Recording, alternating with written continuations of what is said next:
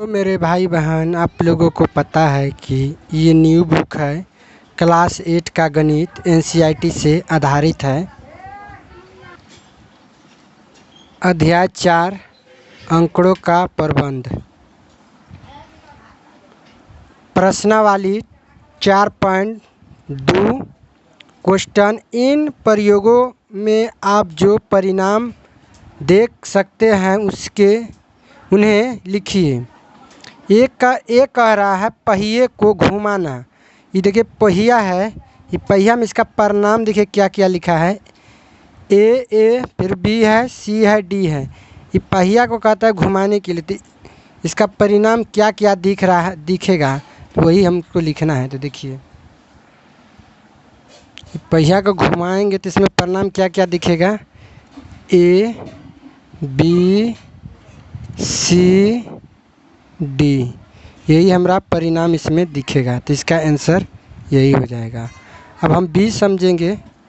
B कह रहा है दो सिक्कों को एक साथ उछालने पर, अगर देखिए दो सिक्का को एक साथ उछाला जाएगा तो उसमें दो परिणाम दिखेगा, या चित या पट, जिसको बोलते हैं हेड या टेल। समझ गए। तो इसका देखिए हम क्वेश्चन 2 का बी हम देखेंगे, बी किस तरह हल करेंगे। तो बी को हम दो सिक्कों के एक साथ उछालने पर, इसमें हमको देखिए इसका ट्रिक क्या होगा। एक दा आच, दो दा टी, तो दो दा टी लिख देंगे। एक दा टी एक दा एच, एक दा टी एक दा एच। समझ गए। तो इसका परिणाम 2 निकलेगा। अगर एक सिक्के के दो साथ उछालेंगे तो इसमें देखिए एगो में मतलब हेड आ सकता है, एगो में टेल आ सकता है। फिर बाचने से एक सिक्का 2 बार उछालेंगे तो उसमें हो सकता है एक सिक्का में हेड आ जाएंगे, फिर दूसरे सिक्का में हो सकता है हेड आ सकता है। इसका कोई निश्चित नहीं है, लेकिन ये परिणाम बता रहा है। अगर मतलब तीसरा बार हम उछालेंगे 2 सिक्का को तो हो सकता है उसमें टी परिणाम आ जाए, मतलब फिर दूसरों में भी टी आ जाए। फिर हम एक सिक्का को 2 बार उछालेंगे, दो सिक्का को एक साथ उछालेंगे तो उसमें देखिए टी भी आ सकता है, एक सिक्का में एच भी आ सकता है। कहने का मतलब है कि 2 पर पावर 2 रहेगा, तो इसको हम एक बार एक सिक्का को उछालेंगे, मान के चलो दो सिक्का को एक बार उछालेंगे तो इसका परिणाम यही नहीं हो सकता है 2 गुना 2 4 हो सकता है। 3 बार उछालेंगे तो 3 गुना 6, तो 3 दूना 6 आ सकता है। तो उम्मीद करते हैं कि बढ़िया से समझ गए हैं। तो इसको हेड चित पट होता है, हेड टेल को। अब हम इसी तरह हम 2 को हल करेंगे। क्वेश्चन 2 कह रहा है जब एक पासे को फेंका जाता है तब निम्नलिखित प्रत्येक घटना से प्राप्त होने वाले परिणामों को लिखिए। पासा समझते हैं ना, पासा जो लूडो गोटी खेलने वाला छक्का होता है उसी को हम पासा बोलते हैं। तो कहता है जब एक पस्से में कुल कितने संख्या रहते हैं, तो पस्से में कुल 6 संख्या रहते हैं एक से। तो लिखेंगे पस्से में कुल संख्या लिखेंगे 1 2 3 4 5 6, जिसको हम लूडो गोटी के खेलने वाला छक्का को उसमें देखिएगा 1 2 3 4 5 6 तक रहता है। समझ गए। तो इसी तरह हम 2 का ए समझेंगे। कहता है एक अभाज्य संख्या।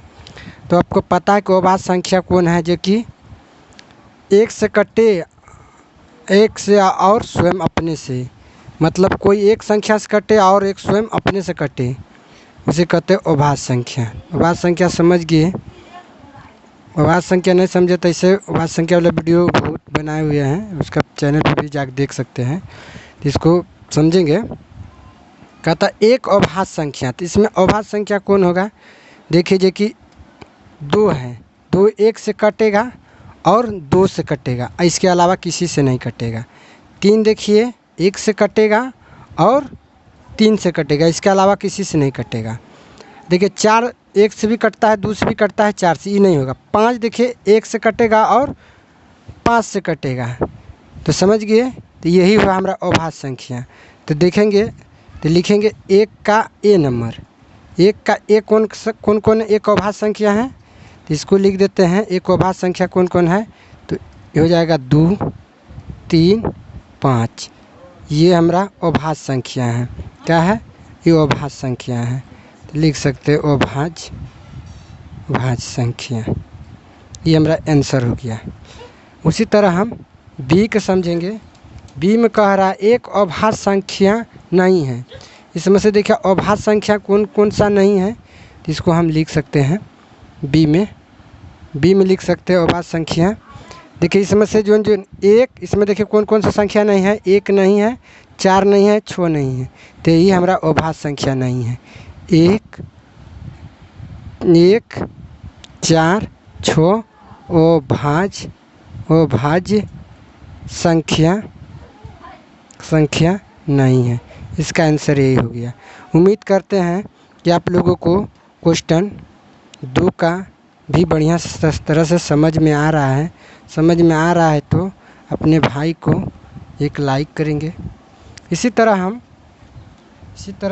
समझेंगे 3 को क्या समझेंगे, 3 नहीं, 2 का 2 समझेंगे। 2 का ए कहता है 5 से बड़ी एक संख्या लिखें, तो 5 से बड़ी संख्या कौन कौन हो सकता है, तो 5 से बड़ी कौन कौन हो सकता है, तो देख लीजिए इसको, बड़ी 5 से कौन कौन हो सकता है, तो बढ़िया से समझ लेते हैं।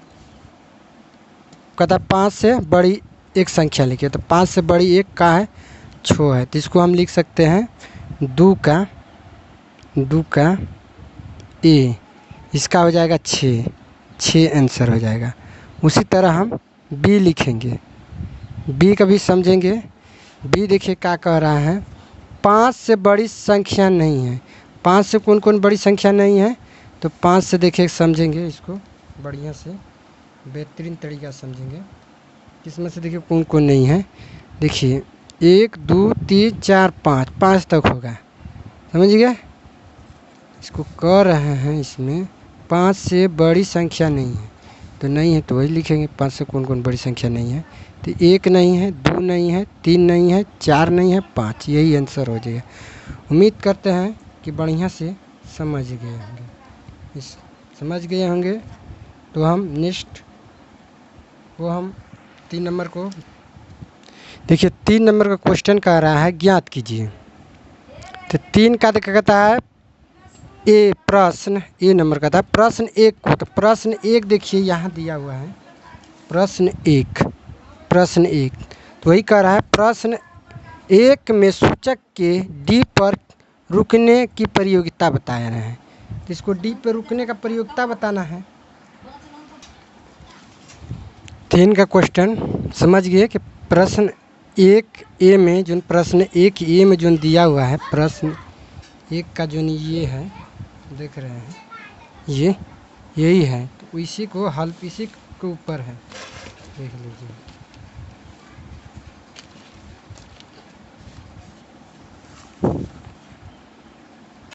क्वेश्चन 3 देखिए कह रहा है ज्ञात कीजिए।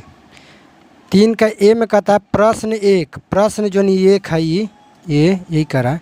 प्रश्न 1 ए में सूचक के डी पर रुकने की प्रायिकता, जो ये डी है, ये पहिया को घुमाने पे ये डी की प्रायिकता, ये रुकने की बात पूछ रहा है, तो वही इसका निकालना है। तो इसको देखिए हम किस प्रकार निकालेंगे। हम 3 नंबर का क्या कह रहा है, ए नंबर हम निकालेंगे। कह रहा है कि इसको डी पर रुकने की प्रायिकता जो नहीं है डी, इसको घुमाएंगे तो कितना, इसमें देखिए संख्या कितना है, 1 2 3 4 5, इसका आंसर हो जाएगा 1/5। इसका यही हो जाएगा 1/5, 5 इसका आंसर हो जाएगा। समय उम्मीद करते हैं इसका प्रायिकता यही होगा। डी पे रुकने के लिए कितना 5 है, तो 1/5। उसी तरह भी हम ये समझेंगे। 3 का बी कह रहा है, अच्छी प्रकार से फेंटी हुई 52 ताशों की एक गड्डी में से इक्का प्राप्त करने की प्रक्रिया। मान के चलिए एक ताश है, ताश में कुल कितनी संख्या होता है, एक गड्डी ताश में कुल संख्या 52 होता है। 52 जो इक्का जो होता है, इक्का जो होता है हमारा, वो टीका को बोला जाता है। ताश को जो टीका होता है, टीका को इक्का बोला जाता है, टीका को। तो इक्का की संख्या कितनी है, कुल 4 है। तो इक्का की संख्या कुल कितनी है, 4। तो जब लिख सकते हैं ना, इक्का की कुल संख्या 4 है, 4 है। अब 52 में मान के चले जा कहता है ताशों की कुल संख्या कितना है, 52। तो इसको आराम से लिख सकते हैं कुल पत्तियों की संख्या, ताश की कुल पत्तियों की संख्या बराबर कितना है, तो 52। तो इसको हम ऐसे निकाल सकते हैं 4/52। 52 को भाग देंगे तो इसको देखो 4 के 4 इसको भाग देंगे, 13 चौकी 52। तो इसको 1/13 आंसर लिख सकते हैं। उम्मीद करते हैं कि बढ़िया से आप लोगों को समझ में आता होगा। इसी प्रकार हम 3 का सी भी समझेंगे। एक कहता है लाल से प्राप्त करने की प्रक्रिया दी हुई है। आकृतिक से देखिए, ये आकृतिक है, इसमें देखिए लाल सेब प्राप्त करना है।